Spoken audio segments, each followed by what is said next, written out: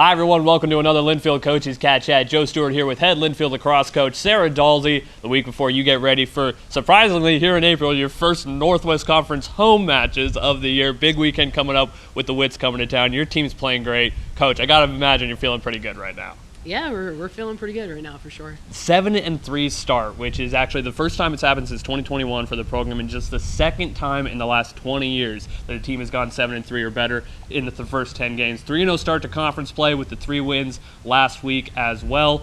First 3-0 start since it became a full Northwest Conference sport. What do you think has just led to so much success for this year's group and the way they've played through pretty much the first 2 months of the season now?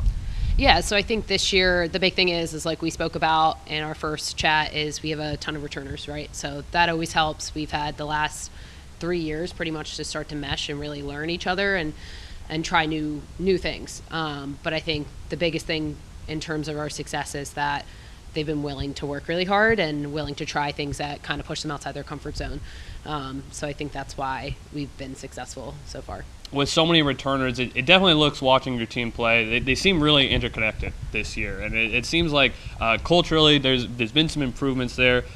We all know that winning always helps with that. But talk about kind of this group's culture and emotionally and spiritually kind of where they are as a team and how that's helped with this great start and all these wins. Yeah. So I would say culturally, we kind of made a turn for the better, right? We kind of sat down and we spoke about goals, and it was very both team-based but individual, and I had them send them to me, and I said, if this is something that you're going to write down, this is something I'm going to hold you to, right? It's not about setting the goals. We can all say it. It's like the how do we do it? How do we achieve it? And why couldn't it be us, right? There's no reason. They're talented enough, they want it enough, they work hard enough. There's nothing that they're doing day in and day out that their competitors aren't, that they're doing differently, right? So I think when it comes to that, just wanting it and wanting to execute it and having the same goal has been really helping them tremendously. The team really executed last week, certainly, with the 3-0 start to conference play. It was the second time you'd seen all those teams, as the way you guys have the non-conference conference scheduling workout in the NWC right now. But the 3-0 league start wins at Pacific and then up in Tacoma over the weekend at PLU and Puget Sound. You dominated the first time here at home, certainly, but it was even more so with even wider margins on the scoreboard at the end of those matches last week. What do you like about your team's performance to start conference play, and particularly getting to see those teams a second time around? Yeah, so I think the thing that I like is that we executed what we knew we could, right? We played our game. I think going into these games, something that we have struggled with in the past is not playing our game, right? Not playing to our level. Sometimes we like to focus too much on things that we can't control, right? So I'm really proud about how they went into the game, and they just started out playing their game. And I think the biggest thing is it's not such an individual style of play, right? It's a team sport. You need everybody that's on that field and everybody that's also maybe not playing at that point. So something that I think led us into those successful wins is that we played as a full team, right? From our goalie all the way down to the attacking end, from like Gabby and Savannah and Maya and Madison, right? Everybody played a role there, and that really helps. And obviously when you find success on the draw, you can control the tempo of the game, and that's really what it's about too. Have to imagine it was a pretty fun bus ride coming back from Tacoma this weekend. Yeah, it was. It was a fun bus ride. I think they're always just happy anytime they get some food. So, so I can relate to that. Gabby Chris is having an incredible year. Obviously, all conference last year at the midfield position, and we knew she was going to be the focal point of the attack coming into this year. But she has really taken her game to another level. Top 15 nationally in goals and points per game, leading the Northwest Conference in scoring, also third in the league in caused turnovers, and leading your team in that area as well. Frankly, she's making a conference offensive player of the year case right now. What have you seen out of her to really kick it up a notch this season and become one of the best players in this league? Yeah, I think the biggest thing with Gabby is she's having fun, right? Like, Gabby's successful when she has fun. She has more composure. Gabby, that's kind of her style of play. She's naturally very athletic, very gifted when it comes to lacrosse. But, I mean, there's kind of been a major shift in her this year where, just this week she's been outside the last 3 days before practice shooting and practicing on her shot placement, and I think that's shown tremendously.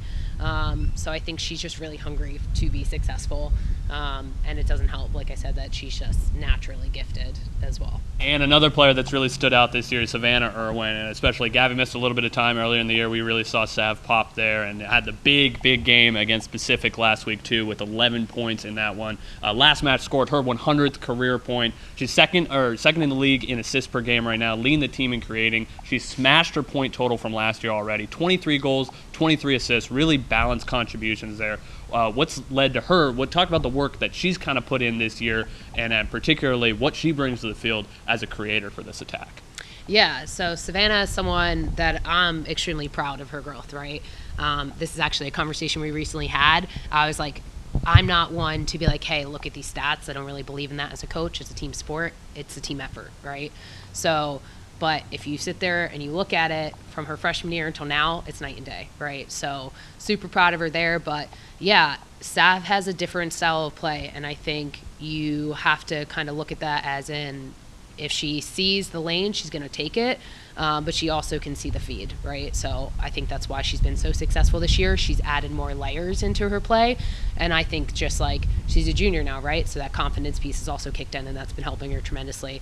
I can only see her continuing that success throughout the season too, so she's just getting started. I'm excited for her. Yeah. We're talking about a couple juniors there, but one of your seniors, Maya Wright, also hit her 100th career point over the weekend, and so big fun times there for both of those players hitting that career milestone.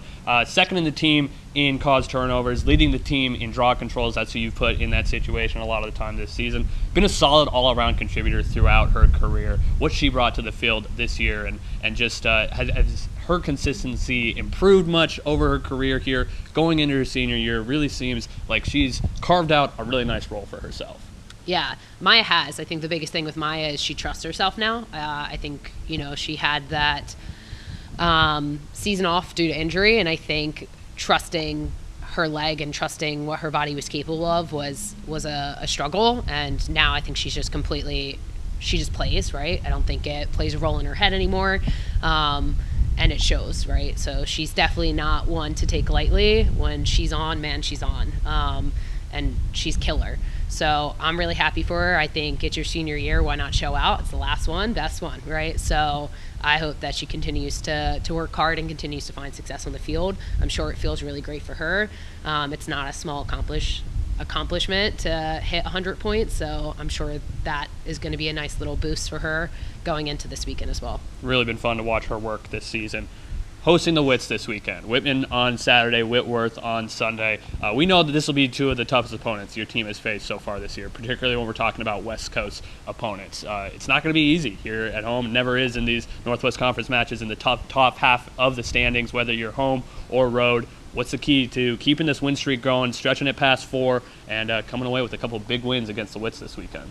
Yeah, I think the key for us, it constantly goes back to the same thing. It's like playing our game. I think the way that we play is a bit different than, I would say, other teams in our conference. And I think when they show up and they play their game and they don't question anything else, like things that they can't control, the weather, the referee calls, how physical the games can get, I think we could be unstoppable, right? So I think consistency is going to be key for us this weekend, right? Consistency, composure, and just all out, right? Like I keep saying, forget about how your legs feel. Forget about the homework that you have to do, right? Just show out for the next 2 hours, and then we can take the next day as it comes. So Wildcats continuing Northwest Conference play this weekend, back at home for the first time in a few weeks as the Wits come to town. It'll be the Whitman Blues on Saturday, Whitworth Pirates on Sunday. Both of those games starting at 1 o'clock. Wildcats then back on the road up in Portland on Wednesday night to take on Lewis and Clark. Coach, thanks for the time and good luck this weekend. Thanks, Joe.